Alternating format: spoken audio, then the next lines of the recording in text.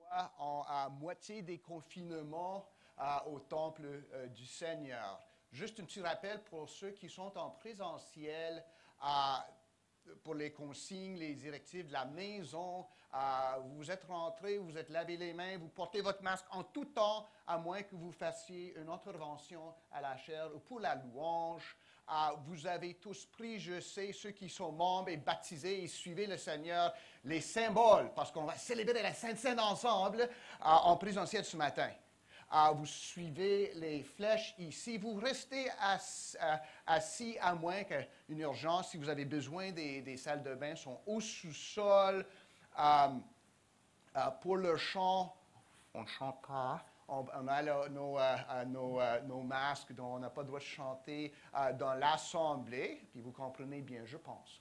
À la fin du culte, vous restez en place jusqu'à ce que je vous dise de partir en ordre. Donc, c'est comme les consignes qu'on suit à chaque semaine. Puis ça va être différent ce matin parce qu'on retourne à la table du Seigneur en présentiel, aussi sur Internet. Donc, bon culte. Nous vous saluons dans le nom du Dieu Trinitaire, Père, Fils et Saint-Esprit. Que la grâce et la paix vous soient données de la part de Dieu le Père et notre Seigneur Jésus-Christ. Que le Père a livré pour nous tous, pour nos péchés, afin que quiconque croit en lui ne périsse point, mais qu'il ait la vie éternelle en lui, en Jésus-Christ, Fils de Dieu. Jésus, le Fils de Dieu, a sauvé nous qui croyons de la mort, afin que nous vivions pour lui, en lui, par lui, et trouvions notre abri en lui. Nous nous joignons à l'Église à travers le monde, à nos frères et sœurs dans la région d'Outaouais et d'Ottawa, ceux qui sont en ligne, avec les saints et même avec les anges autour du trône en haut, pour proclamer la beauté de notre Sauveur ressuscité, Jésus-Christ, l'agneau immolé qui règne. Et on va nous mettre debout maintenant. On va se mettre debout pour chanter « Il est exalté ». On va chanter « Attache-toi derrière les masques ». « Il est exalté ».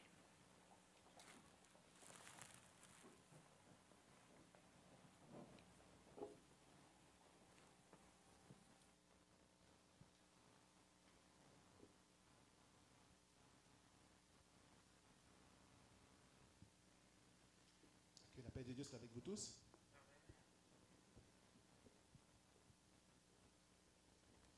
Ce matin, nous voulons élever, nous voulons glorifier le nom du Seigneur pour ce qu'il est. Il est exalté, le roi est au-dessus des cieux. Et malgré tout ce qui se passe dans le monde, nous savons que notre Dieu règne encore, qu'il est assis sur le trône et qu'il mérite notre adoration et notre louange. Élevons-le ensemble ce matin.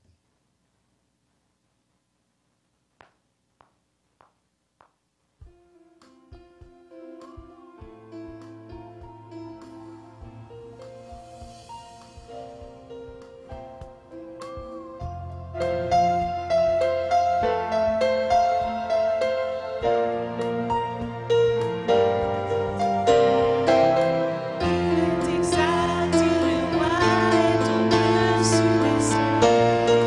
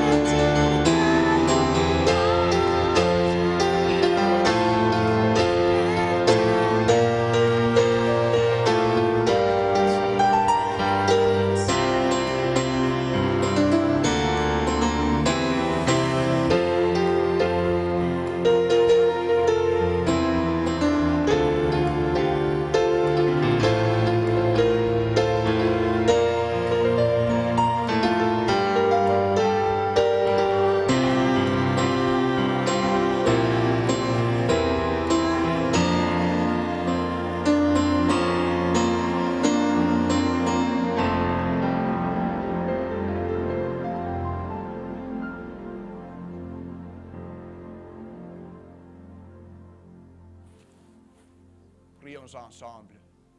Père Céleste, nous sommes venus ici car tu es grand, mais ta grandeur n'exclut pas ta miséricorde exercée envers nous en Jésus-Christ. En effet, ta grandeur s'exprime, se voit, se manifeste par ta miséricorde, en nous pardonnant nos péchés, en sacrifiant ton Fils unique Jésus-Christ, afin que tous ceux qui croient en lui ne périssent point, mais que nous ayons la vie éternelle. Ô Père, reçois notre adoration, nous te prions. Reçois tout ce que nous offrons. Purifie-le, nous te prions, afin que ce soit agréable et acceptable à ta vue. Et que tout ce que nous faisons, disons ou pensons dans ces lieux ce matin soit acceptable à ta vue. Ô toi qui es notre rocher et notre Seigneur, nous prions tout ceci au nom de Jésus. Amen. Amen. Je vous invite à tourner avec moi au psaume 123. Psaume 23.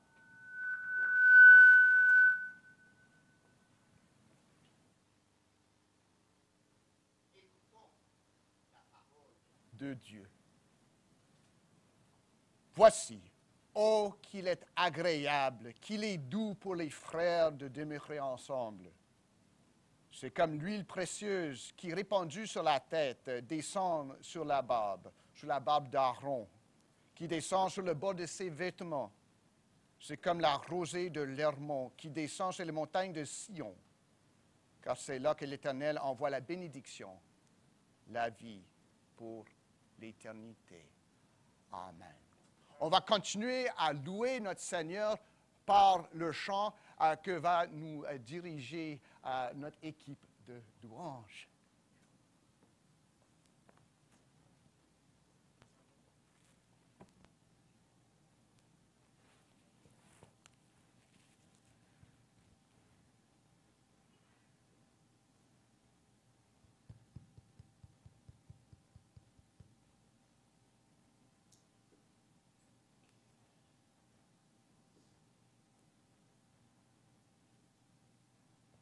Êtes-vous dans la joie, peuple de Dieu, d'être dans la maison du Seigneur ce matin?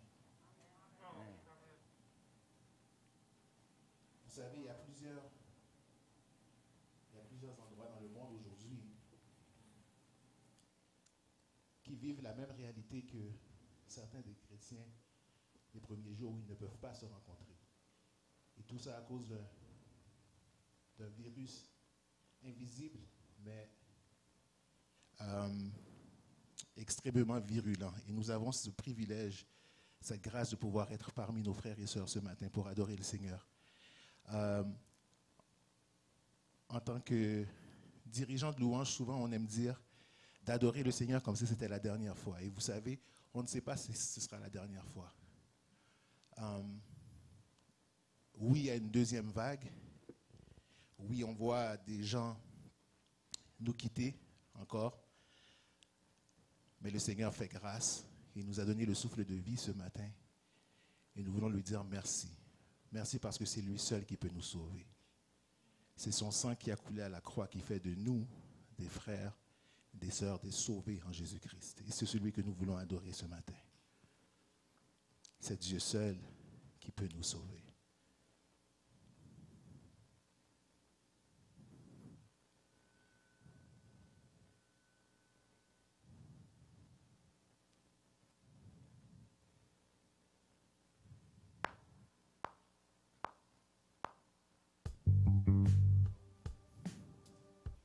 Excusez-moi.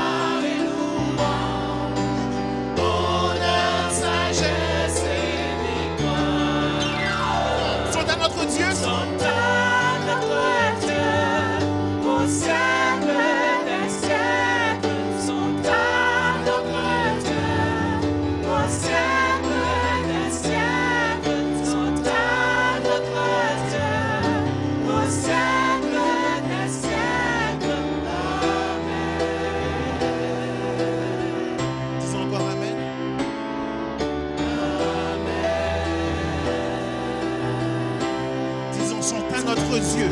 Sont à notre Dieu, au siècle des siècles. Sont à notre Dieu, au siècle des siècles. Sont à notre Dieu, au siècle des siècles. Disons Amen.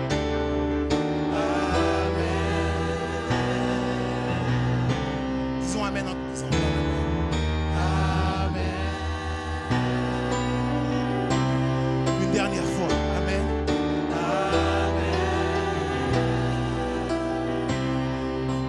Ton sang. Ton sang a couvert mes péchés. Jésus, merci pour ta colère est complètement satisfaite. Jésus, merci, j'étais ton ennemi. Aujourd'hui, assis à ta table. Jésus, merci. Ton sang a couvert mes péchés. Jésus, merci. Ta colère est complètement satisfaite. Jésus, merci. J'étais ton ennemi. Aujourd'hui, assis à ta table. Jésus, merci.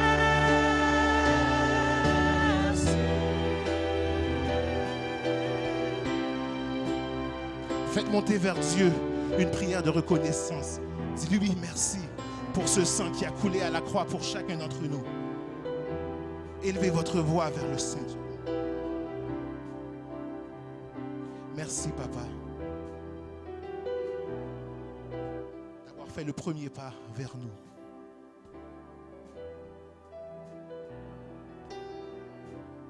Merci pour ton sang qui a coulé à la croix pour nous et qui n'a pas simplement couvert notre péché, mais qui l'a ôté.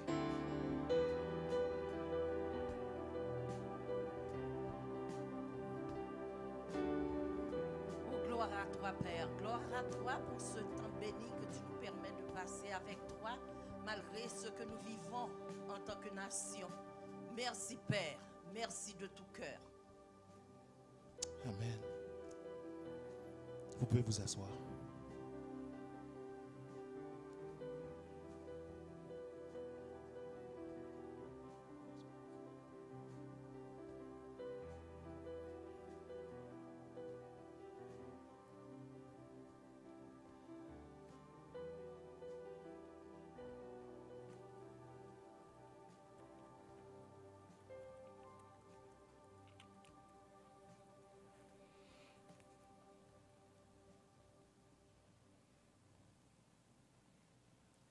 Eh bien, bonjour. Je parle surtout à nos petits amis, soit au temple ou chez nous, qui se rassemblent avec nous.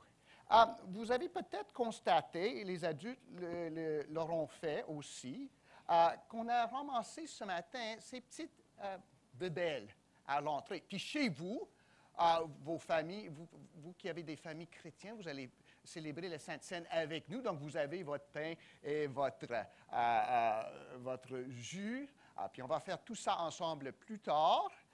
Mais ça, on a ramassé ça. Puis, on s'est peut-être demandé à quoi ça sert ça? Pourquoi est-ce qu'on est ces gens-là, ces genres de choses-là? Ici, puis Pasteur Arsène va nous expliquer un peu plus tard comment s'en servir parce que c'est un peu différent, mais c'est correct. N'ayez pas peur du différent, c'est correct. On a du pain, puis du jus. Mais ça sert à quoi, là, pour un croyant? Ça, c'est un repas qui est donné pour des croyants qui ont suivi Jésus dans les autres baptêmes, qui marchent avec lui dans la foi, qui cherchent à obéir à lui. C'est un moyen de grâce que Dieu fournit pour nous. Mais c'est quoi? Ben, il y a du pain. Vous allez trouver, lorsque vous allez manger de ça ici, le pain, ce n'est pas vraiment du pain très... ça ne goûte pas tellement bien, mais c'est du pain quand même. Et le pain, ben, pourquoi du pain? Bien, Jésus nous a dit pourquoi. Il a dit que le pain symbolise son corps meurtri pour nous. Autrement dit, lorsque nous prenons ça, puis les amis, lorsque vous allez venir à Jésus, vous allez, par sa grâce, vous faire baptiser, vous allez participer avec nous là-dedans aussi, le pain symbolise le corps meurtri de Jésus-Christ. Autrement dit, Dieu a pris chair en Jésus-Christ. Lorsqu'on dit nous louons Jésus, nous disons tout simplement nous louons Dieu. Ce n'est pas nous louons un pasteur béni ou un homme intelligent ou sympathique. Non, nous louons Dieu dans la chair. Le Fils de Dieu est venu parmi nous. Donc, lorsqu'il a dit « c'est mon corps », il ne veut pas dire que mon corps est fait de pain. Là. Non, ça ne serait pas logique, ça. Non, il dit que ce pain symbolise mon corps qui est donné pour vous. J'ai pris chair pour vivre parmi vous et me donner pour vous. Donc, lorsque nous mangeons le pain ensemble, c'est ça qu'on fait. On se souvient que Dieu a pris chair pour nous et s'est livré pour nous. Mais ce n'est pas juste le pain que nous avons. Et les amis, on a aussi du jus de raisin, le fruit de la vigne. Puis le jus nous rappelle quelque chose aussi. Je ne sais pas. Non, Jésus nous a dit. Ça, il dit, c'est vraiment, ça symbolise, c'est mon sang, il a dit. Autrement dit, c'est un signe de mon sang qui, c'est la nouvelle alliance. Dieu est venu envers nous, il nous a donné, dans la conversion, son Saint-Esprit, toutes les promesses, nous allons suivre Dieu du cœur, pas juste selon la lettre de la loi. Donc, le jus nous rappelle qu'on est pour tous ceux, puis seulement pour tous ceux qui croient en Jésus-Christ, en alliance avec Dieu en Jésus-Christ, une nouvelle alliance dans le sang, dans le mort de Jésus. Puis lorsqu'on goûte à ça, c'est pas amer, mais c'est remarquable, hein? Ça devrait nous rappeler que vraiment Jésus a goûté à la mort pour nous. Il est mort pour tous ceux qui croient. Et ça, c'est important. Donc ça, c'est comme une aide-mémoire que Jésus nous a donnée. C'est comme une petite prédication en forme de symbolique pour que nous célébrons sa mort, que nous nous rappelons que Jésus est mort pour nos péchés, mais il est ressuscité pour dire qu'on est juste devant Dieu en lui. Donc, lorsque vous voyez vos parents faire ça, peut-être pour ceux d'entre vous, jeunes que vous êtes, qui sont baptisés, puis vous prenez ça, c'est à ça qu'on pense. Puis on pense surtout à Jésus-Christ, qui nous a aimés et qui s'est livré pour nous tous. Amen.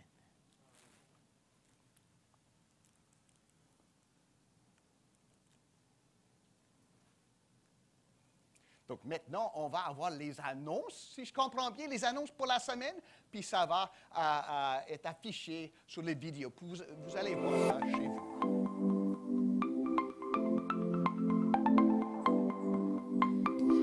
Bonjour Église missionnaire évangélique baptiste de l'Outaouais, voici vos annonces pour la semaine. Pour cette semaine, nous avons notre temps de prière le mardi à 11h au téléphone.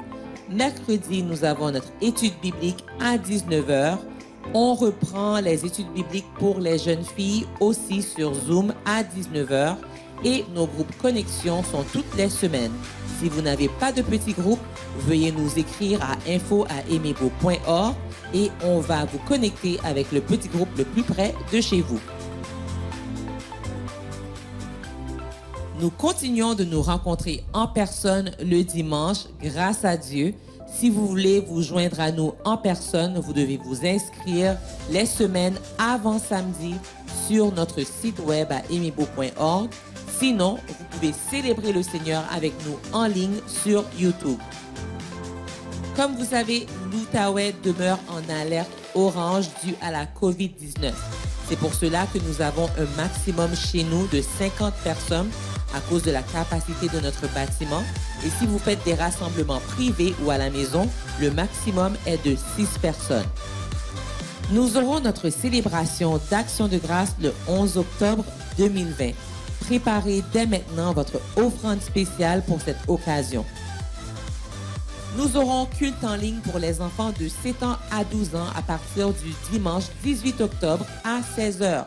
Les parents doivent inscrire leurs enfants à l'avance et le lien Zoom leur sera envoyé. Pour les inscriptions, vous devez écrire à frère Jean Fanol à jeanfanol@gmail.com. Très important de noter dans votre calendrier notre semaine de prière qui sera la semaine du 19 octobre au 23 octobre.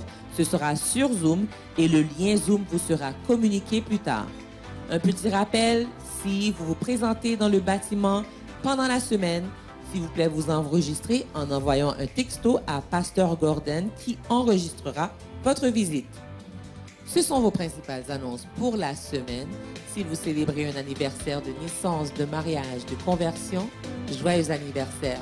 Si vous nous visitez peut-être pour la première ou deuxième fois, que ce soit en ligne ou en personne, veuillez nous écrire à info@emebo.org et il nous fera plaisir de partager avec vous des informations sur notre belle famille d'église. Et à vous tous, passez une très belle semaine.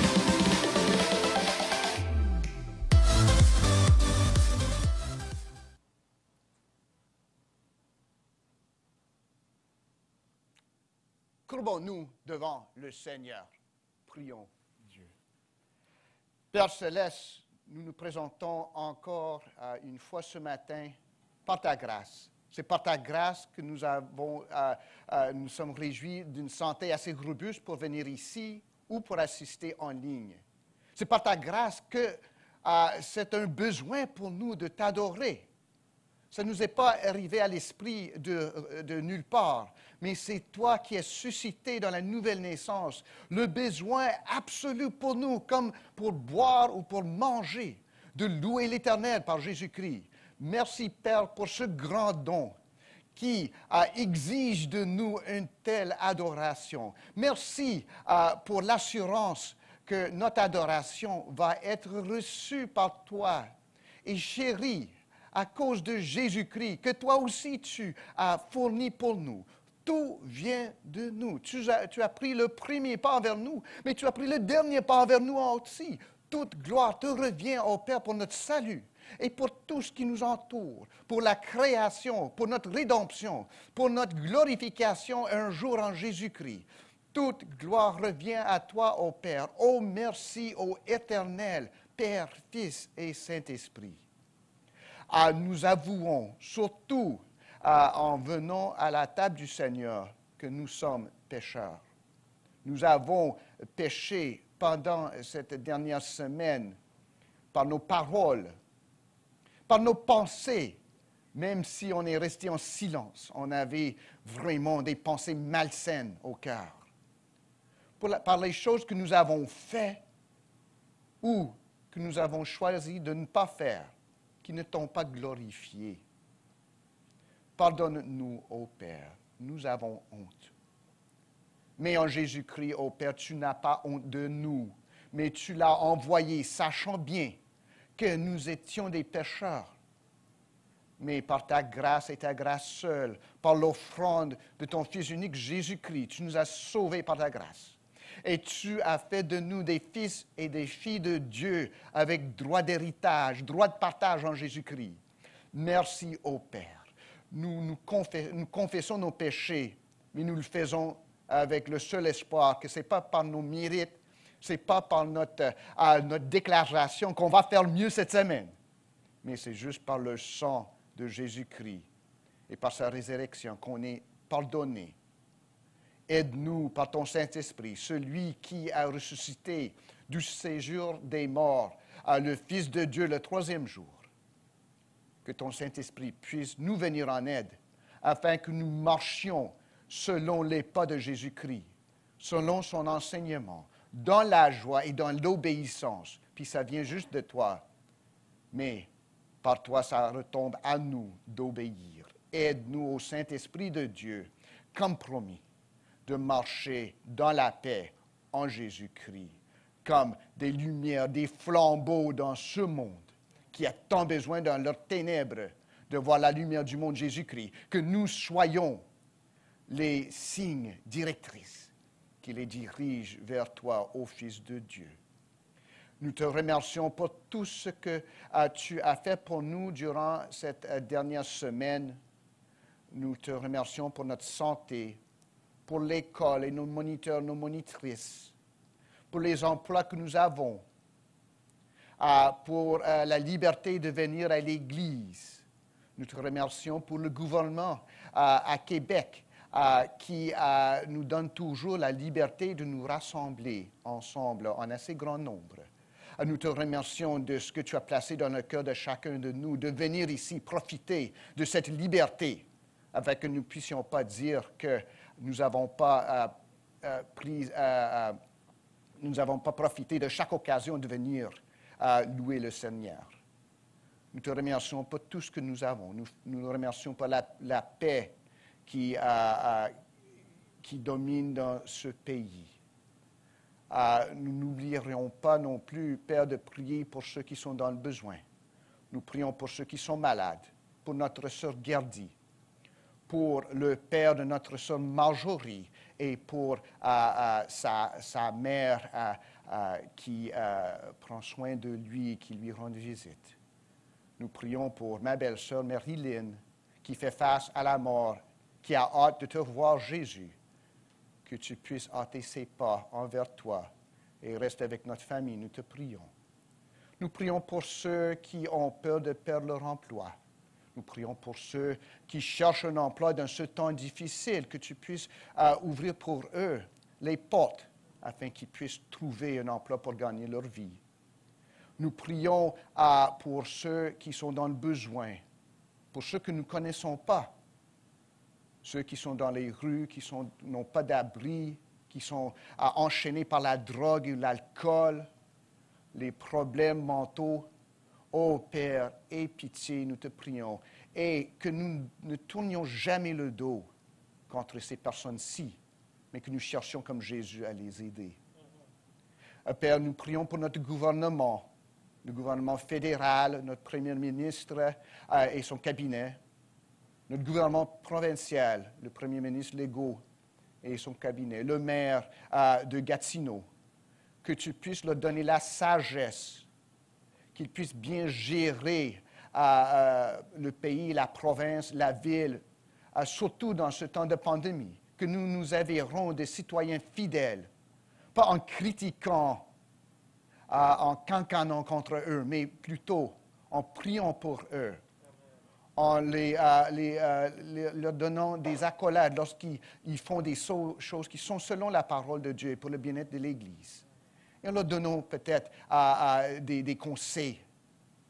Et nous te remercions pour notre pays. Nous prions pour des pays au monde où il n'y a pas la paix. Nous prions surtout pour plusieurs d'entre nous, nos pays d'origine, que tu puisses établir la paix, où il y a la pauvreté, qu'il y ait assez pour chacun de manger à chaque jour et de réjouir d'une bonne santé. Mais nous prions avant tout au Père pour l'Évangile de Jésus-Christ. Ce n'est pas en se gardant à l'abri de la COVID qu'on va être sauvé. Si on meurt sans Jésus-Christ, on meurt quand même condamné. Mais ô Père, que l'Évangile de Jésus-Christ prenne des ailes dans ce temps de confinement, parce que l'Évangile n'est pas confiné, et que nos esprits et notre esprit missionnaire ne soient pas confinés non plus, mais que nous parlions à chaque occasion du salut qui s'effectue et qui se trouve seulement en Jésus-Christ, Fils de Dieu ressuscité. Et que nous ayons la joie pour notre salut, que ce soit manifeste devant les autres. Peut-être pour les petits-enfants, que ce soit manifeste devant les parents qui ne croient pas. Pour les parents, que ce soit manifeste devant les enfants qui ne croient pas encore. Mais que Jésus soit glorifié et à travers nous, que ton évangile soit communiqué. Nous prions à ce temps pour la paix, pour notre voisin du Sud qui a de l'ordre. Nous prions pour le président des États-Unis qui regagne sa santé. Et nous prions pour un bon déroulement des événements là-bas au Sud. Nous demandons toutes ces choses au Père dans le nom seul de Jésus, le seul nom qui est donné par lequel nous devons être sauvés. Et nous savons, ô Père, que tu vas recevoir les prières qu'on t'offre dans le nom de Jésus, parce que tu nous aimes en Jésus. Et c'est dans le nom de Jésus que nous prions. Amen. Préparons-nous pour écouter la parole de Dieu, prêchée par Pasteur Arsène.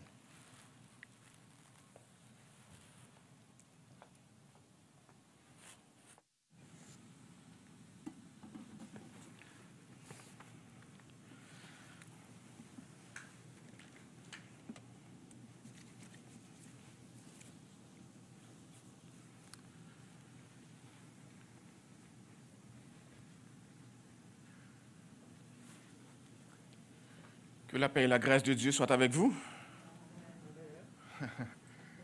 J'attendais un go amen, mais j'oublie souvent qu'on est masqué. Aujourd'hui, on va apporter le message de la parole avant la Sainte Seine. Donc, on prêche d'abord, puis ensuite, on servira la Sainte Seine. Et pour terminer, je voudrais juste, avant de commencer l'enseignement de ce matin, juste revenir en un mot sur l'Assemblée générale qu'on a eue la semaine passée, qui était une très, très belle assemblée qu'on a eue de manière hybride. Remercier le président du conseil d'administration pour le bon travail qu'il a fait avec toute son équipe. Mais je voudrais aussi vous encourager fortement à prendre le temps de lire tous les documents qui vous ont été envoyés. C'est un travail colossal qui a été fait et qui a été fait de manière très professionnelle. On souhaiterait que ce ne soit pas juste un courriel qui est envoyé, mais que vous preniez le temps de lire ce qui a été envoyé, mais surtout de vous informer de la situation de votre Église. Et si vous avez des questions, de ne pas hésiter à communiquer avec notre frère Bernard à ce sujet. Merci. Aujourd'hui, chers amis, je souhaite en revenir sur le passage de 1 Corinthiens chapitre 13.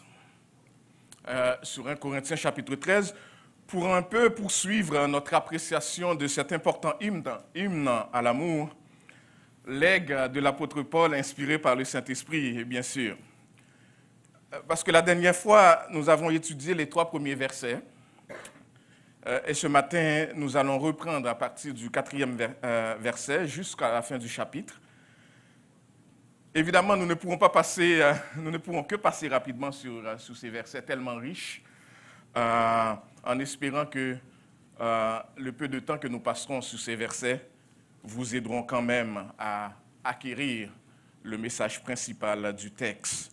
Donc, nous allons lire ensemble en 1 Corinthiens, chapitre 13, les versets 4 à 13.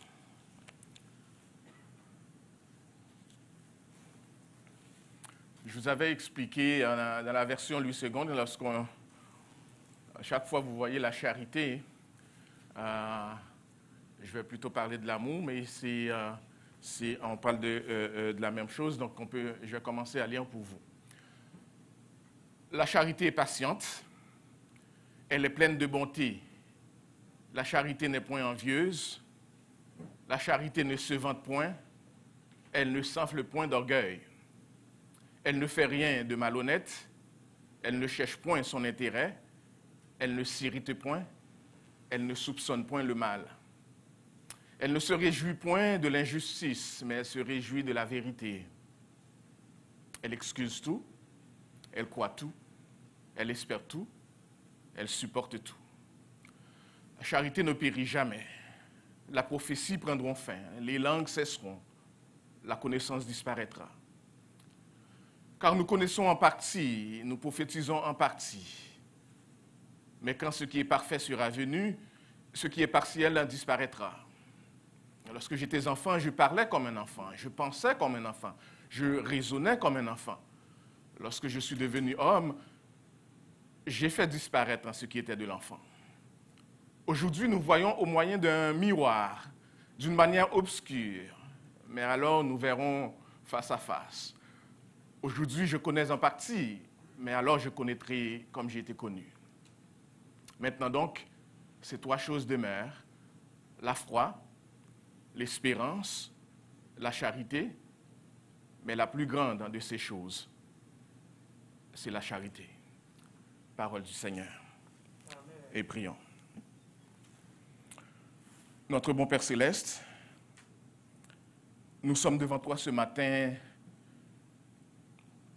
faibles, peut-être en manquant de mots,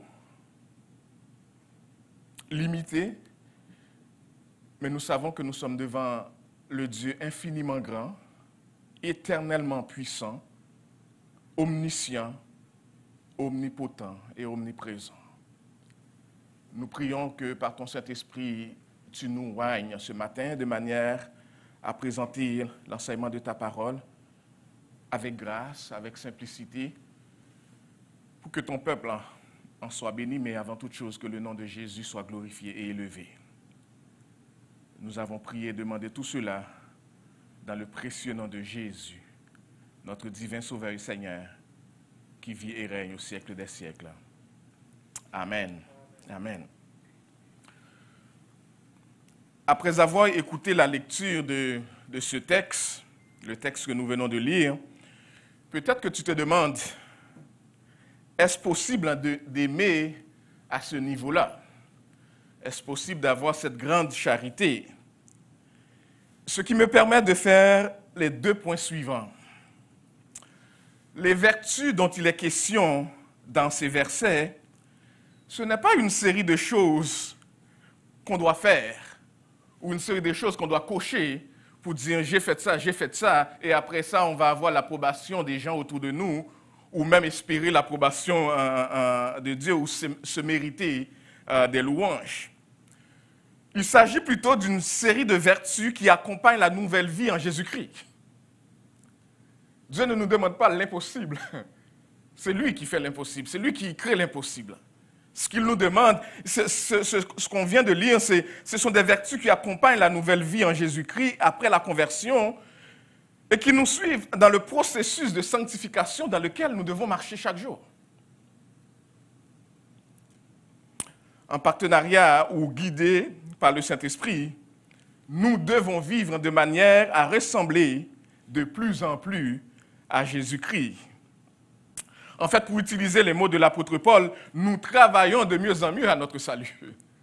Le salut est déjà acquis gratuitement par Jésus-Christ, mais nous travaillons de mieux en mieux notre salut.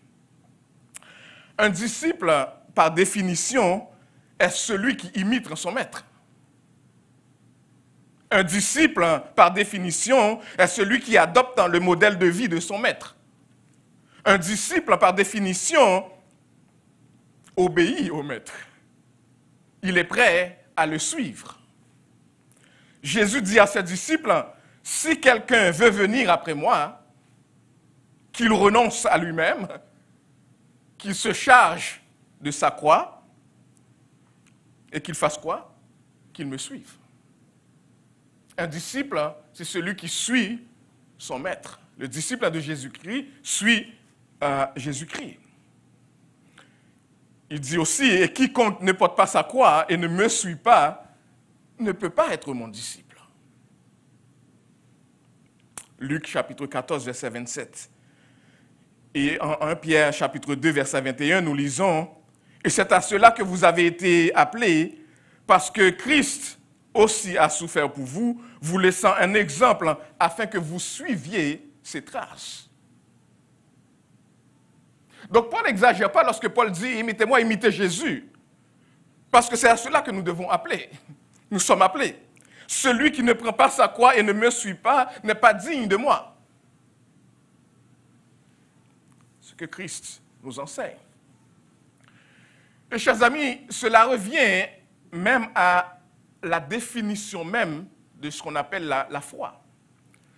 Cette obéissance ou même cet effort que la Bible nous appelle à faire pour appliquer à notre vie, à suivre le Maître comme la Bible nous le demande, ça revient à ce que la foi est. Suivre Jésus, c'est marcher à ses pas. C'est être ouvert, être prêt à accepter, à souffrir et à faire le mille de plus qu'il nous demande. Que ce monde ne peut pas faire, mais que nous devons choisir ou nous devons travailler à le faire parce que nous suivons Jésus. Et vous allez voir, on ne pourra pas toujours le faire par nous-mêmes. Mais on doit viser cela. On ne doit pas rester les bras croisés en pensant que pas des miracles ou pas quoi que ce soit, de façon magique. Les choses, on va progresser spirituellement.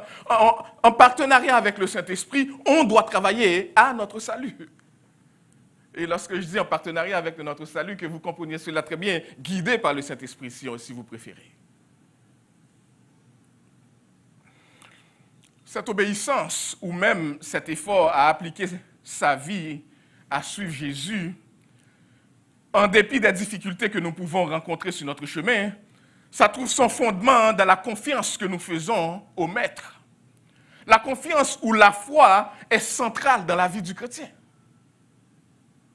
C'est central. La foi chrétienne est essentiellement une relation. Je crois en quelqu'un, pas en quelque chose. Je crois en Jésus. En passant, c'est la confession des apôtres. On commence par chanter ou par dire « Je crois au Père, je crois à son Fils Jésus-Christ, je crois au Saint-Esprit ». Mais ce « je crois », c'est une croyance en quelqu'un et non en quelque chose. Et nous comprenons très bien, chers amis, que la Bible dit clairement que ce n'est pas nous qui faisons le pas vers Dieu pour avoir cette foi. C'est Dieu qui a fait le premier pas vers nous et c'est Dieu qui nous a convaincus. Nous n'avons pas la capacité et le pouvoir de provoquer la foi. La foi vient de Dieu, la foi nous prend, la foi nous surprend même. La foi s'empare de nous, c'est l'œuvre de Dieu pour l'homme. La foi dépasse l'humain. Elle ne résulte pas d'une décision délibérée de notre part, elle arrive, elle s'empare de nous. Quelqu'un dirait, je pense que c'est Luther qui a dit, c'est comme lorsqu'on tombe amoureux. L'amour s'empare de nous. Pasteur Francky pensait vivre sa vie tranquille et puis un jour, elle a rencontré Sœur Esther, qu'est-ce qui est arrivé? Il est tombé amoureux. L'amour s'empare de lui d'un seul coup et puis toute sa vie a changé. Pour le bien, n'est-ce pas, Pasteur Francky? Luther a déclaré un jour aux représentants de l'empereur et du pape, en leur parlant de sa foi, il a dit « Je ne puis autrement ». Luther a dit « Je ne puis autrement ». La foi s'empare de moi. Et je n'avais pas le choix de croire. Parce que lorsque Dieu impose sa main sur moi, je ne pouvais pas résister à son appel. Il se sentait pris par quelque chose qui le dépassait. Et il se soumettait à cela. En passant, c'est exactement ce que Paul nous dit en Éphésiens chapitre 2, verset 8. Paul dit, ce n'est pas la grâce que vous êtes sauvés par, et cela ne vient pas de vous, c'est le don de Dieu. Il est important de noter que dans ce verset, en passant, lorsque Paul dit « cela ne vient pas de vous », Paul ne parlait pas de la foi, il parlait de salut, mais dans l'esprit de Paul, la foi et le salut marchent ensemble. Ça englobe, ça fait partie d'un ensemble. Tu ne peux pas avoir ce salut sans cette foi. Et cette foi vient de Dieu. Et c'est là qu'on voit toute la grâce. Même la foi pour se soumettre à Jésus nous vient par le don de Dieu. Le salut que nous recevons de la grâce par le moyen de la foi qui vient de Dieu.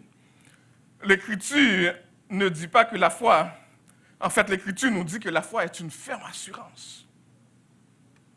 Une ferme assurance des choses qu'on espère et une démonstration de celles qu'on ne voit pas.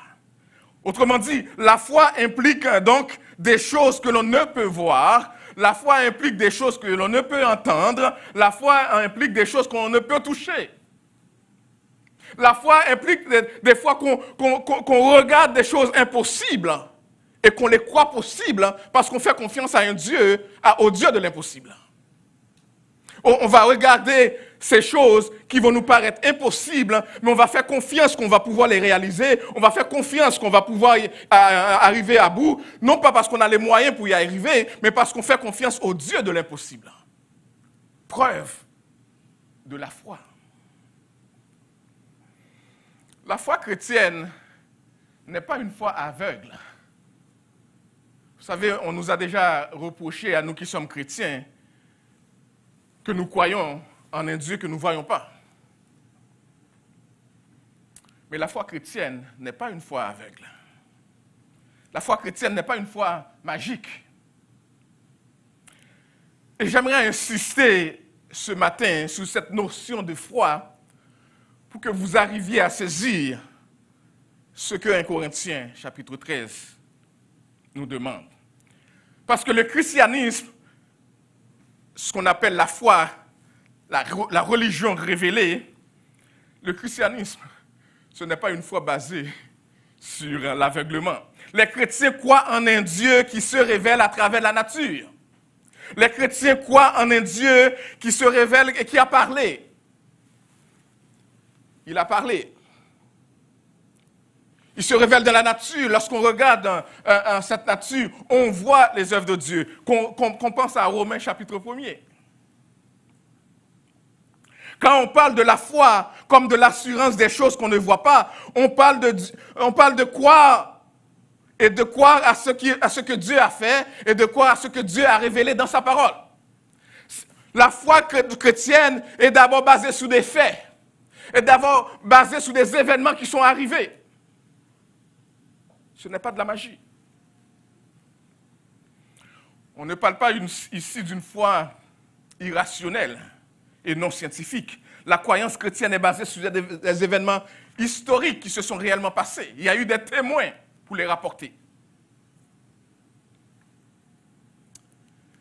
Et comme l'a dit le grand réformateur Luther, le genre de foi qui sauve est une foi vivante. La foi chrétienne n'est pas une foi morte. Elle est une foi vivante. Il nous faut donc avoir une foi vivante pour qu'elle soit une foi qui sauve, une foi qui consiste à réaliser de grandes choses et à vouloir de grandes choses parce qu'on fait confiance au Dieu qui fait de grandes choses. Mais la foi chrétienne n'est pas seulement basée sur des faits, n'est pas seulement basée sur des données. Elle est aussi basée sur l'assentiment. Sur l'assentiment. Si on dit que la foi chrétienne est basée sur des faits, c'est quoi les faits? Les faits, c'est que Jésus-Christ est le Fils de Dieu. La Bible nous le dit. Il est le sauveur du monde. Nous le croyons parce que c'est des faits, parce que la Bible a dit. Il est mort pour nos péchés. Nous le croyons parce que la Bible dit. Il est ressuscité et il est assis à la droite du Père où il intercède pour nous. La Bible nous le dit et nous le croyons. Mais cependant, connaître les données, connaître les faits, ça ne suffit pas. Il faut, en plus de connaître les données, en plus de connaître les faits, il faut donner notre assentiment à cela. Il faut y croire. Il faut accepter que ces choses sont vraies. Ce n'est pas seulement de dire la Bible a dit, il faut accepter que c'est vrai. Cependant, comme un grand théologien l'a dit une fois, il s'appelle Sproul, j'espère que j'ai bien prononcé son nom, R.C. Sproul, il dit, lorsque vous acceptez la vérité biblique comme des faits, ou lorsque vous donnez votre assentiment, tout ce que vous faites, c'est que vous vous mettez au même niveau que Satan.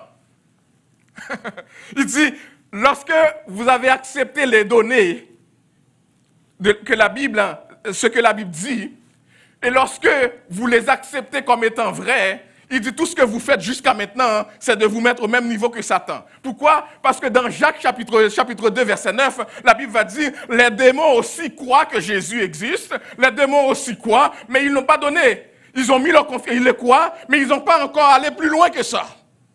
Savoir que Jésus est le Fils de Dieu, ça ne suffit pas. Savoir que la Bible dit la vérité, ça ne suffit pas. Il dit, il s'agit d'une confiance intellectuelle. De dire, il est venu, il est mort, c'est des faits. Et l'autre niveau, l'assentiment, c'est de dire, je crois à ce qui est rapporté. Et pourquoi ce n'est pas suffisant pour la confiance, pour la foi chrétienne? Parce qu'il y a un autre niveau dans la foi chrétienne. Non seulement on a les faits, non seulement on croit à ces faits-là, mais il faut s'y adhérer. Il faut s'y adhérer à ces faits. Une autre partie de la foi qui sauve consiste à un pas de plus, le plus important de toutes. Il s'agit d'une confiance ou d'une adhésion personnelle. Non seulement on sait que la Bible affirme que Jésus est le Fils de Dieu, mais l'on croit cette affirmation est vraie, mais maintenant on y adhère. On y adhère à cette affirmation. On prend volontiers Jésus pour ce qu'il est. Et on accorde sa confiance à Jésus. Et on vit pour plaire à Jésus. Et on vit pour Jésus. Voyez-vous, ce n'est pas seulement les faits. C'est un peu comme si aujourd'hui, je ne me sentais pas bien. Et puis, je ne sais pas, c'est un fait parce que je ne me sens pas bien. J'ai des douleurs, ou j'ai un problème, je ne me sens pas bien. Je sais que je peux aller consulter. Je vais consulter, on me dit qu'il y a un médecin qui peut me donner un traitement. Le médecin me donne une prescription. Je prends la prescription. Est-ce que ça me guérit? Non.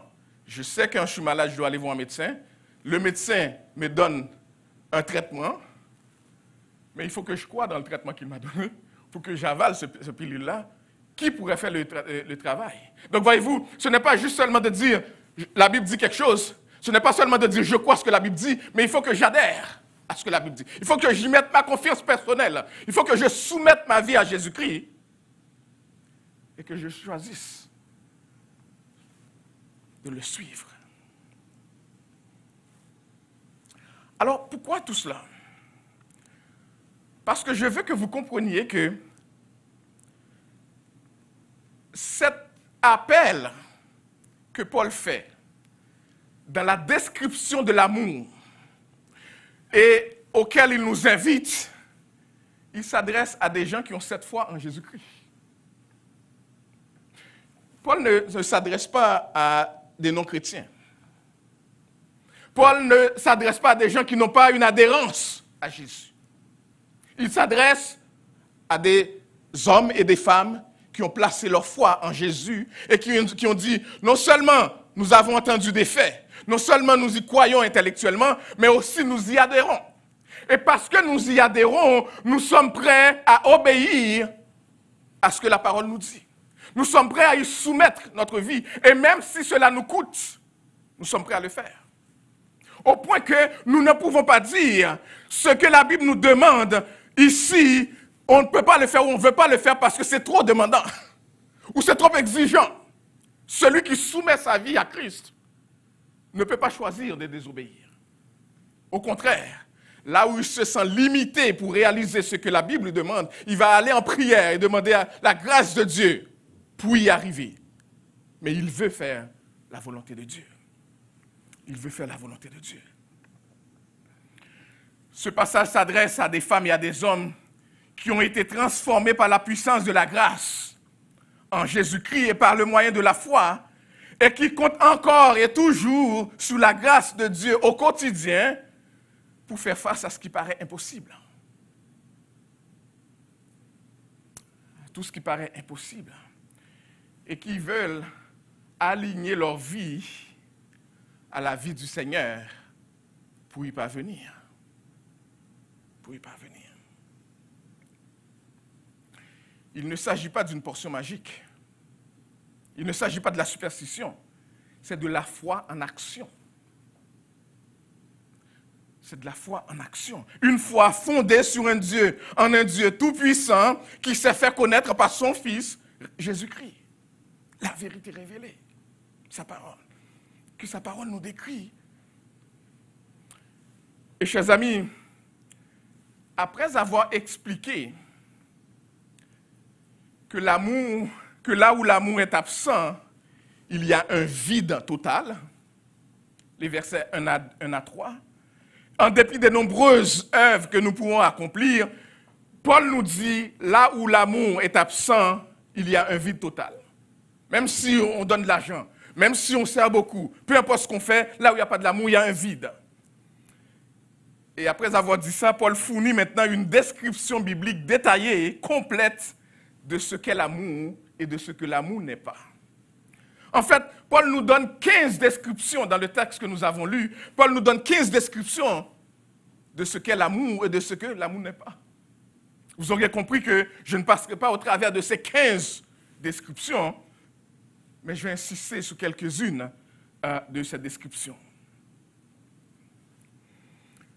La version originale grecque a le mérite de faire ressortir non pas ce qu'est l'amour, mais ce que l'amour fait ou ce que l'amour ne fait pas. Là où en français on dit l'amour est, dans le sens grec, ça pourrait être plutôt ce que l'amour fait ou ce que l'amour ne fait pas. Et c'est important de comprendre, parce que l'amour ne fait pas que ressentir, l'amour agit. L'amour ne fait pas, ce n'est pas juste un sentiment, l'amour c'est une action. Et il y a quelqu'un qui a dit, on le comprend mieux, plus on le pratique. Plus on met l'amour en pratique, plus on le pratique envers les gens autour de nous, plus on comprend ce qu'est l'amour. Et rappelons-nous, chers amis, que Paul a écrit cette lettre parce que l'église de Corinthe était aux prises avec différents problèmes, des problèmes internes particulièrement. Il y avait des politiques, il y avait des disputes doctrinales, il y avait des préférences au niveau de la façon de faire les cultes, il y avait des problèmes qui touchent à l'immoralité sexuelle, il y avait des problèmes qui touchent à des litiges civils, des problèmes au niveau du mariage, la consommation des viandes aux idoles, il y avait des problèmes qui concernent la coiffure, est-ce qu'il fallait porter des tresses ou pas? Et comme si cela n'était pas assez, il y avait des factions qui se sont formées et qui ont donné d'allégeance. Certaines personnes disaient que moi je préfère Paul, d'autres disaient que moi je préfère Céphas, d'autres disaient moi je préfère Apollos. Il y en a même qui disaient je préfère Jésus-Christ. Comme s'il y avait Apollos, comme s'il y avait Paul, et comme s'il y avait Céphas, et il y avait Jésus-Christ, comme si l'évangile était divisé. Et il y avait toute cette division-là à l'intérieur même de l'Église. C'est comme si aujourd'hui, notre église commençait à se diviser en disant « Moi, je préfère Pasteur Gordon. » Mais c'est normal que vous préférez Pasteur Gordon à moi. Moi-même, je l'aurais préféré aussi, n'est-ce pas? Il n'y a pas de préférence là. Ok, vous choisissez Pasteur Gordon, moi aussi. Mais qu'on ne se divise pas là-dessus. Qu'on ne se divise pas là-dessus. Parce qu'on a un seul but commun. Tous ensemble, on sert le seul maître, Jésus-Christ. Le seul maître, Jésus-Christ.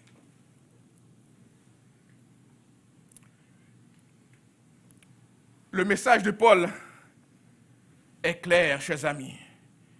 Quel que soit le succès extérieur d'une église, sans amour, ses fondements vont s'effriter. Tranquillement, cette église va disparaître. Tranquillement. Même si on fait plein d'activités. Même si on se réunit tous les jours. Tranquillement, ça va s'effriter. Parce que l'amour est central et fondement à tout cela. Mais examinons quelques vertus dans le texte que nous avons lu. Commençons d'abord par des verbes que Paul a choisi de mettre en positif, si je peux dire. Paul dit, l'amour est patient et plein de bonté. L'amour est patient. Paul dit, l'amour exerce ou l'amour pratique la patience. Qu'est-ce que ça veut dire? Vous savez, dans notre contexte nord-américain, mais surtout peut-être haïtien, lorsqu'on parle de patience, on veut dire de quelqu'un, s'il a un rendez-vous à midi et puis il peut attendre jusqu'à midi et demi, et il est patient, il va attendre jusqu'à ce que l'autre personne arrive. Et puis, on va lui dire c'est quelqu'un qui est patient. Ce n'est pas totalement faux, mais ce n'est pas de cette patience qu'il est question ici.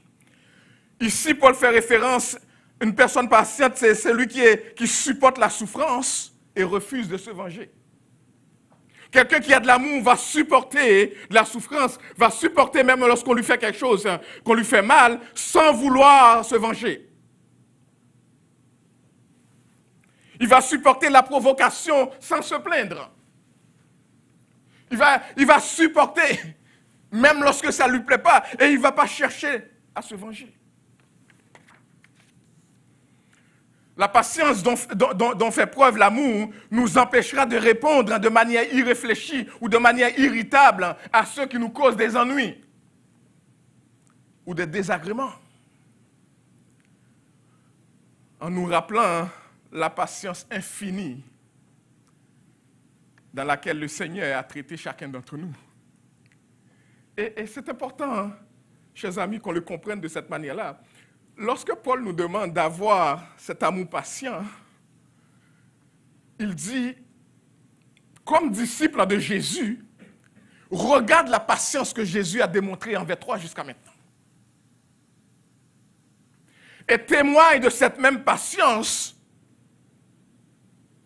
envers les autres, comme disciple de Jésus.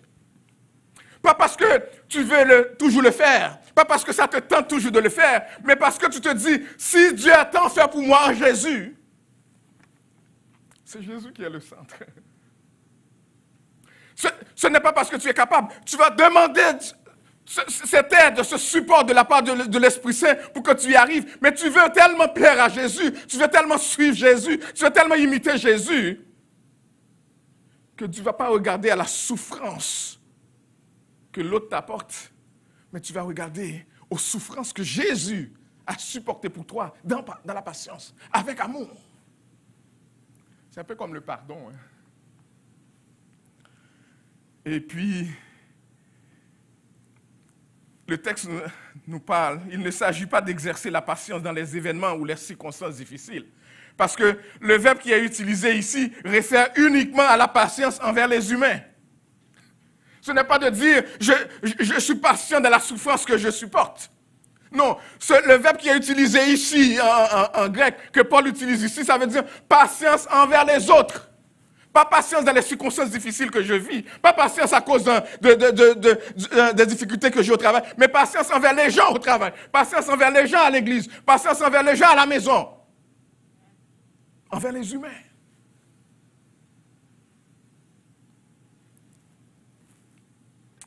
Il réfère à la capacité de supporter les mauvais traitements sans être dérangé au point de se venger. Et c'est Chrysostome, cet autre grand théologien, qui a dit, c'est un terme que l'on utilise en parlant d'un homme à qui on a fait du tort et qui pourrait facilement se venger, mais qui ne le fera jamais. C'est ça, la patience dont Paul parle ici. La patience ne se venge pas, la patience ne se venge jamais. L'amour patient ne veut pas se venger. Il se remet à Dieu, il se remet à Christ. Et c'est une vertu qui s'applique aux chrétiens.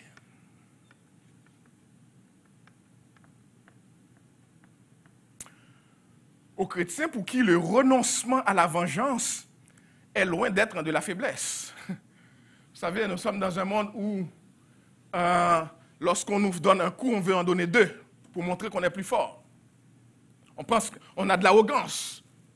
On veut toujours se montrer le plus fort. Et on a des exemples, autant individuellement, autant comme pays. On veut se montrer, prouver aux autres qu'on est plus fort. Mais la patience dont il est question ici, ce n'est pas un signe de faiblesse. Au contraire. Au contraire. C'est de l'amour en action. Et un désir d'obéir à Jésus-Christ. Le chrétien qui a l'amour patient, s'il avait le choix, il préférait qu'on abuse de lui plutôt que lui d'abuser de l'autre. L'amour patient. S'il avait le choix, il préférait qu'on abuse de lui plutôt que lui d'abuser de l'autre. Pourquoi? Parce qu'il agit comme Christ. Il agit comme Christ qui ne se venge jamais du mal, même devant les injures, même devant les abus qu'il a connus, même devant des humiliations qu'il a connues dans ce monde. Lui, fils de Dieu, il ne s'est jamais vengé. Au contraire, même sous la croix, jonché sous la croix, il a dit, Père, pardonne-leur, parce qu'ils ne savent pas ce qu'ils font. L'amour patient. Et nous trouvons ce modèle de patience en 2 Pierre, chapitre 3, verset 9, qui dit « Le Seigneur ne tarde pas dans l'accomplissement de la promesse, comme quelques-uns le croient. Mais il use de patience envers vous, ne voulant qu'aucun de vous périsse, mais que tous arrivent à la repentance. » Il y a un monsieur qui s'appelle Robert Ingersoll. Il s'amusait à enseigner que Dieu n'existe pas. Et puis à un moment donné, il voulait faire une démonstration. Il a dit, Dieu, je te donne 5 minutes pour me foudroyer pour toutes les insultes que j'ai faites contre toi, si tu existes. Je te donne 5 minutes pour me foudroyer. Et après les 5 minutes, il était encore vivant, il a dit aux gens, voyez-vous, Dieu n'existe pas. Et il y avait un certain Theodore Parker qui était là, qui lui a répondu, on ne peut pas épuiser la patience de Dieu en 5 minutes. Amen. On ne peut pas épuiser la patience de Dieu en 5 minutes. Contrairement à ses arrogances, malgré son hardiesse, Dieu l'aime encore et Dieu utilise encore de la patience envers lui. Et ce n'est pas ses insultes, ce n'est pas ses provocations qui vont épuiser la patience de Dieu. Dieu est trop patient, Dieu est trop bon pour se laisser influencer par qui que ce soit. Et c'est cette patience qu'il veut que nous manifestions envers les autres, même devant les insultes. Même devant les insultes.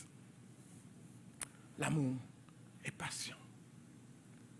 L'amour pratique, exerce la patience. Et Paul nous dit aussi, l'amour est plein de bonté. Autrement dit, en action, Paul dit, l'amour fait des bonnes choses aux autres. La bonté, chers amis, c'est l'autre facette de la patience. Être plein de bonté signifie être utile, être serviable, être aimable, être gentil, être aimant, être miséricordieux. C'est montrer de la bonne volonté, c'est de montrer de la générosité, pas seulement d'avoir un sentiment généreux, mais de montrer la générosité. Ce n'est pas seulement de penser faire du bien, c'est de faire du bien. La bonté consiste à tendre la main par des actions concrètes qui font preuve de compassion, preuve de miséricorde envers ceux autour de nous qui en ont besoin.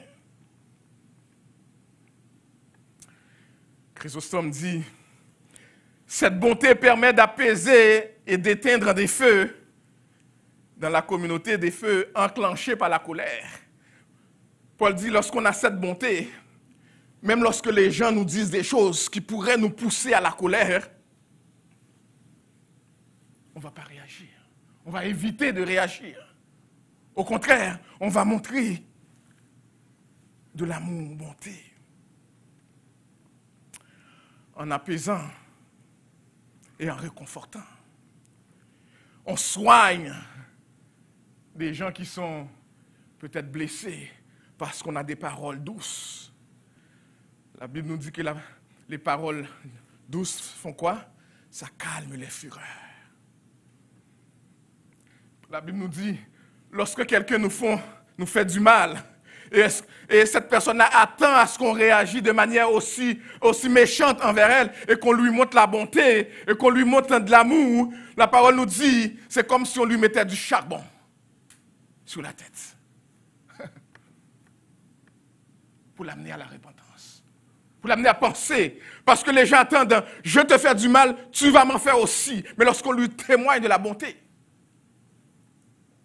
on les surprend par l'amour de Dieu, surpris par l'amour de Dieu. Surpris par l'amour de Dieu.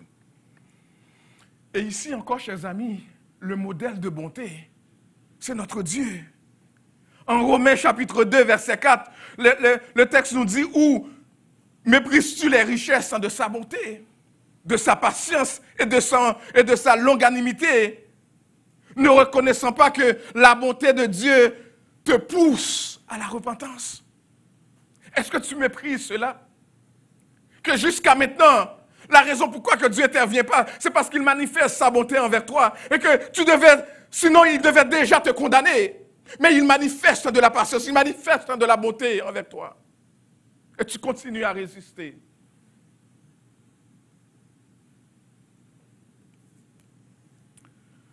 Cite, chapitre 3, versets 4 à 6, nous dit, mais lorsque la bonté de Dieu, notre Sauveur, et son amour pour les hommes ont été manifestés, il nous a sauvés non à cause des œuvres que nous aurions faites.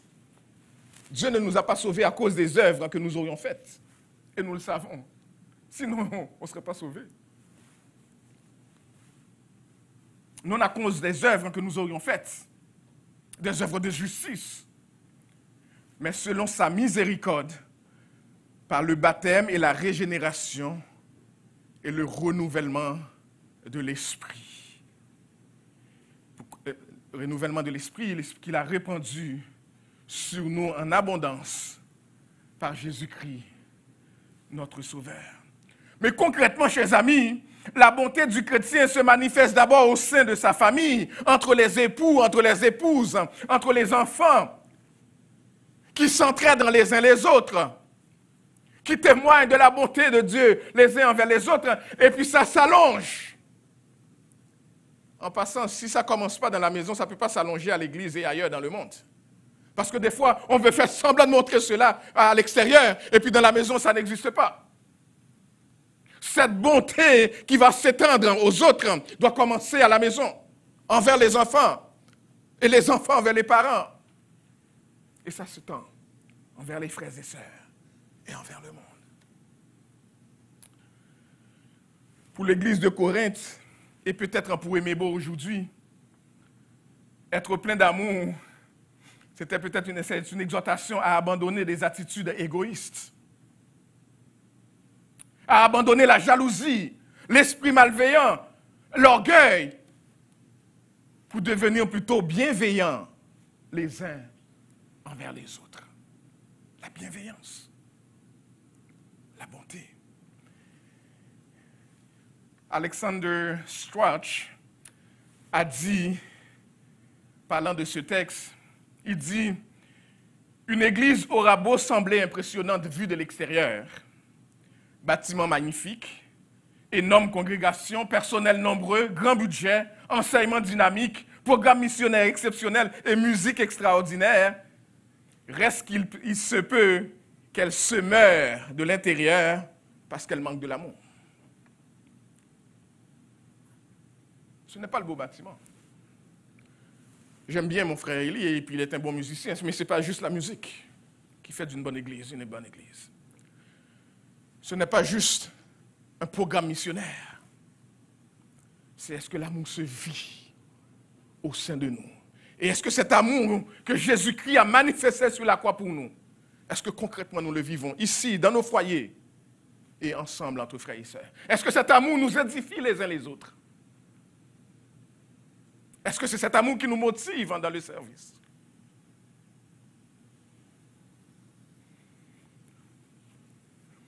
L'amour est essentiel, chers amis, à la santé spirituelle de chaque croyant et de chaque église locale. Comme croyants de Jésus-Christ, c'est notre responsabilité à chacun d'entre nous, de nous préoccuper de la perte de l'amour au sein de la famille spirituelle. Nous devons tous veiller à cela. L'Écriture l'exige de tous les chrétiens. L'Écriture exige que tous les chrétiens qu'ils recherchent de l'amour, qu'ils se maintiennent dans l'amour de Dieu, qu'ils demeurent dans l'amour de Christ, qu'ils aiment Christ, et comme Christ les a aimés. Il est donc primordial, essentiel, important pour nos églises d'être spirituellement en santé, d'avoir de l'amour, et que chaque croyant cultive cet amour parmi nous. Il y a quelque chose que nous ne souhaiterions pas entendre un jour. Nous ne souhaiterions pas un jour entendre Jésus nous dire à Aimé-Beau, tu as fait tellement de belles choses, mais ce que j'ai contre toi, c'est que tu manquais de l'amour. Tu faisais des belles œuvres. Tu avais une apparence extraordinaire. Les gens étaient intéressés parce qu'ils voyaient de l'extérieur. Mais lorsqu'on y entrait, lorsqu'on vous voyait aller, lorsqu'on vous regardait agir, lorsqu'on vous regardait servir, et lorsqu'on essayait d'aller dans le profond de votre service, ce qu'on voyait, c'était de l'hypocrisie. On ne voudrait pas entendre ça de Dieu. Et comme votre pasteur, je ne souhaiterais pas entendre ça. Au contraire, je souhaiterais entendre Dieu nous dire, vous étiez une église avec un petit budget, Vous n'aviez pas un local qui pouvait impressionner. Vous n'aviez pas un programme, un programme extraordinaire. Mais lorsqu'on était parmi vous, lorsqu'on vous voyait servir, on voyait l'amour de Dieu en vous. Et cet amour a relevé tellement de gens. Cet amour a aidé tellement de gens. L'Esprit de Dieu était tellement en vous que cela a changé et a transformé des cœurs. Et Christ pourrait dire, entre dans la joie de ton maître. C'est cela que nous visons. C'est cela que nous visons. Et après ça, Paul va souligner une série de choses, et je vais juste les mentionner pour vous sans y insister. Paul va, après avoir donné ce que l'amour est, patience et bonté, et il va mentionner avec la même vigueur ce que l'amour ne fait pas. Il va dire l'amour n'est pas envieux, l'amour n'est pas vantard, l'amour n'est pas arrogant, l'amour n'est pas malhonnête, l'amour n'est pas intéressé, l'amour n'est pas irritable, l'amour n'est pas suspicieux, l'amour n'est pas heureux de l'injustice. L'amour ne se réjouit pas de ce qui arrive mal aux autres. Et il va terminer pour dire, lorsqu'on a cet amour-là, on excuse tout. On est capable de dire aux autres, je te pardonne, j'ai été blessé, mais je préfère te le dire, puis j'ai prié, je viens, nous sommes frères et sœurs. On peut continuer à faire la route ensemble, dans la paix, dans l'amour. Mais je ne veux pas me venger. Parce que l'amour supporte tout. Parce que l'amour croit tout. Et ce matin, chers amis, alors que nous nous apprêtons à célébrer, à communier à la table du Seigneur ensemble, prenons le temps de confesser. Prenons le temps de confesser que nous sommes loin de cet amour que Dieu nous demande.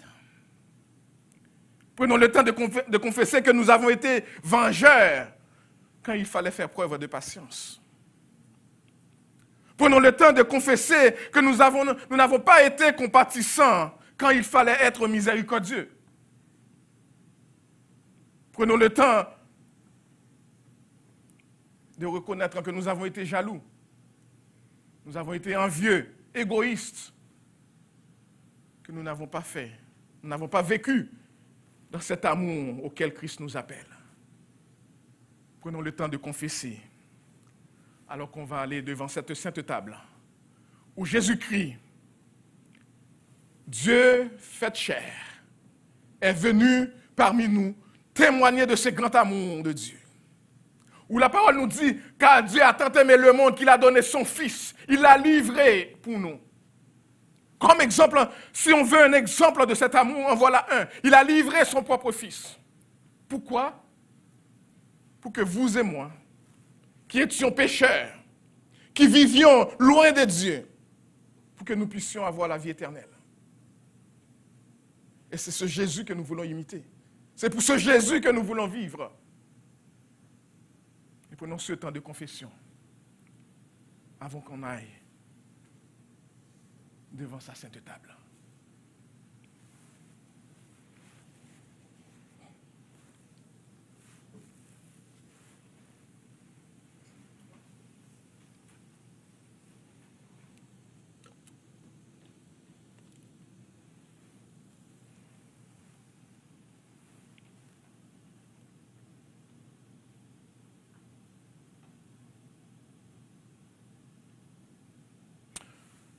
Nous te demandons pardon, Seigneur, pour toutes les fois que nous avons osé enseigner ta parole sans nous-mêmes le pratiquer. Pour toutes les fois que nous avons lu, entendu ta parole et que nous avons décidé que cette parole est pour quelqu'un d'autre plutôt que de la mettre en pratique dans notre vie. Nous te demandons pardon d'avoir été impatients envers nos frères et sœurs. Nous te demandons pardon d'avoir été sans compassion, d'avoir été jaloux, envieux, vantard, arrogant, égoïste. Comme Église, nous venons devant toi pour te demander d'avoir pitié de nous et de nous pardonner comme tu l'as déjà fait en Jésus. Relève-nous, Seigneur, de ce fossé pour que nous soyons une Église qui concrètement vit dans l'amour, dans l'unité, dirigée par l'Esprit qui est en Jésus, l'Esprit d'unité, de compassion, d'amour, de patience. Que notre modèle à suivre dans la vie soit Jésus, non pas seulement en parole, mais en action. Fais-le pour nous, Seigneur, pour la gloire de ton Saint-Nom, par Jésus-Christ, notre Seigneur et Sauveur. Amen. Amen. Nous lisons 1 Corinthiens, pardon, 1 Corinthiens chapitre 11, à partir du verset 23. Car j'ai reçu du Seigneur ce que je vous ai enseigné. C'est que le Seigneur Jésus, dans la nuit où il fut livré, prit du pain et après avoir rendu grâce, le rompit et dit, « Ceci est mon corps qui a été rompu pour vous.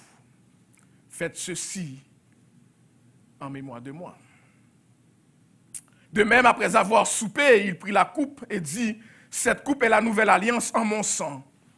Faites ceci en mémoire de moi toutes les fois que vous en boirez. » Mon frère Gordon a déjà expliqué pour les enfants, mais aussi pour nous, n'est-ce pas? C'est quoi représente ce symbole? Ces deux éléments sont essentiels dans la présentation de la Sainte Seine. Ce pain qui symbolise le corps de Christ meurtri sous la croix et ce fruit de la vigne qui symbolise le sang, son précieux sang qui a été coulé sous la croix pour nous sauver. Et je viens de le dire, c'est dans cet amour manifesté en Jésus que nous pouvons nous approcher. En nous souvenant de ce sacrifice. Celui qui est venu sauver a été crucifié et connu l'humiliante souffrance de la croix, pendu, jonché comme un criminel, alors qu'il démontrait, il vivait dans l'amour, dans l'amour pour les gens qu'il est venu sauver.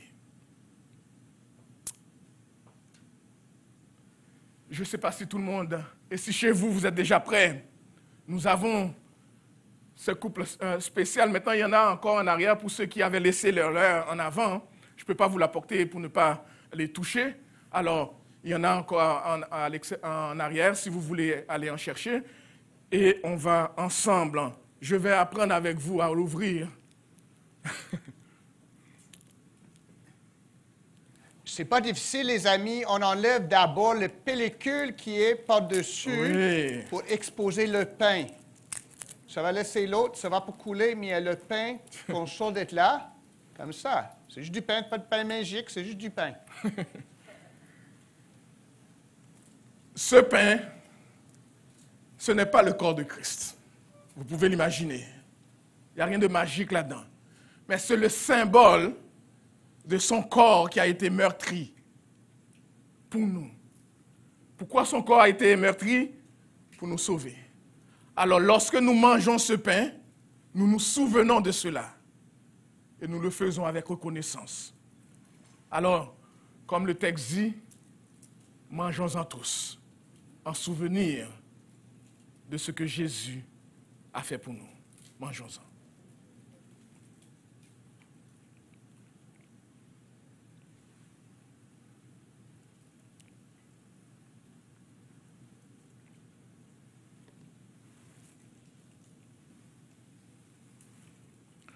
Pour vous qui êtes en ligne et qui êtes à la maison, je peux vous dire, ce n'est pas le même pain. Hein? Un jour, je vous inviterai à le goûter. Vous verrez que c'est différent. Mais ça symbolise le corps de Christ meurtri pour nous. Ce fruit de la vigne, ce n'est pas le sang de Jésus. Mais ça symbolise son sang qui a été versé sous la croix. Alors, nous allons le boire en souvenir de ce sang précieux coulé pour nous. Buvons-en tous.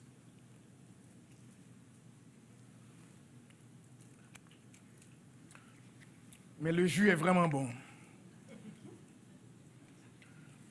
Seigneur, quel a été pour nous ce grand honneur, ce privilège de nous rappeler du sacrifice de Jésus-Christ et de nous présenter devant cette table indignes que nous sommes et pardonnés en Jésus, ton Fils bien-aimé, et de savoir qu'aujourd'hui, il n'est pas dans le tombeau, il est ressuscité, assis à ta droite, où il intercède pour nous. Et nous avons cette confiance qu'un jour, nous serons avec lui pour l'éternité. Nous prions que tu nous donnes, non seulement en ces jours de premier dimanche du mois, mais à nous souvenir à chaque jour de notre vie, dans cette marche chrétienne, à nous rappeler que nous ne vivons pas pour nous-mêmes, mais pour Jésus, celui qui nous a sauvés et qui mérite notre adoration.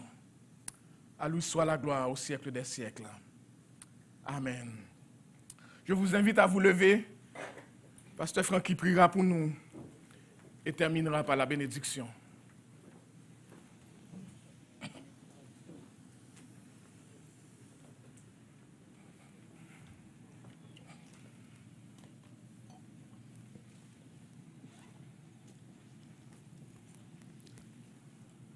Merci Père pour ta parole proclamée dans la puissance de ton Saint-Esprit. Nous sommes venus ici comme des disciples qui veulent de plus en plus ressembler à leur maître. Tu nous as instruits en nous exhibant son exemple comme l'amour incarné. Et nous voulons, Père, en lui, grandir dans l'amour et que cela se manifeste de manière concrète dans notre vie de couple, dans notre vie familiale, dans notre vie sociale, dans notre vie ecclésiale.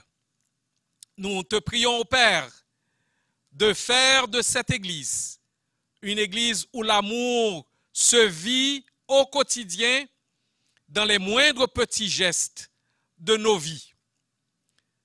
Oui, Père, accomplis cela par l'esprit de ton Fils que tu fais habiter en nous et qui est capable de produire en nous le fruit dont l'amour est le premier. C'est dans le nom précieux de ton Fils bien-aimé que nous t'avons ainsi prié. Amen. Que le Seigneur augmente de plus en plus parmi vous et à l'égard de tous cet amour que nous avons nous-mêmes pour vous, nous les bergers de l'Église Emebo, que le Seigneur sanctifie cet amour, qu'il soit de plus en plus évident, afin d'affermir vos cœurs pour qu'ils soient irréprochables dans la sainteté devant Dieu notre Père lors de l'avènement de notre Seigneur Jésus-Christ avec tous les saints. Allez dans la paix du Seigneur. Bon dimanche, bonne semaine et bonne mission à chacun de vous.